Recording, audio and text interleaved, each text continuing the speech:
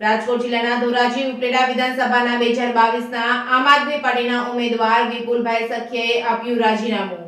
ગુજરાતમાં રાજ્યસભાની ચૂંટણી પહેલા જ આમ આદમી પાર્ટીમાં ભંગાણ થયું છે। રાજકોટ જિલ્લાના ધોરાજીના ઉપલેટા વિધાનસભાના 2022ની આમ આદમી પાર્ટીના ઉમેદવાર વિપુલભાઈ સખિયાએ આપ્યું રાજીનામું। ગુજરાત 2024ની ચૂંટણી નજીક આવતાની સાથે જ ભંગાણના દોર શરૂ થયા છે।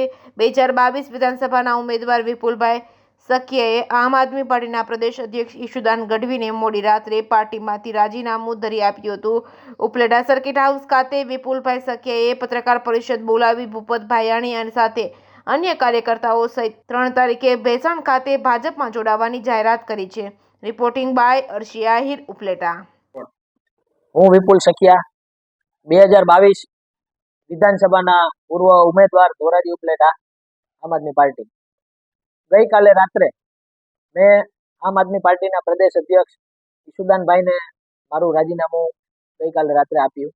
આજ રોજ પત્રકાર મિત્રોને પણ હું જણાવું છું કે મેં મારું આમ આદમી પાર્ટીમાંથી સ્વૈચ્છિક રાજીનામું આપ્યું છે અને જે પણ મિત્રોએ, સગા સંબંધીઓએ, કાર્યકર્તાઓએ અને ઉપલેટા ધોરાજીની જનતાએ જેને પણ મને સાથ સહયોગ આપ્યો હતો એ તમામનો હું ખૂબ ખૂબ આભાર માનું છું।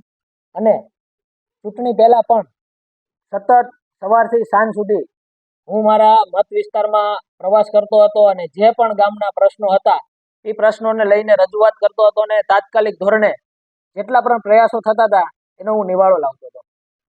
રાજીનામા આપ્યા બાદ પણ હર હંમેશ આ જે કામગીરી હતી એ મારી ચાલુ જ રહેશે।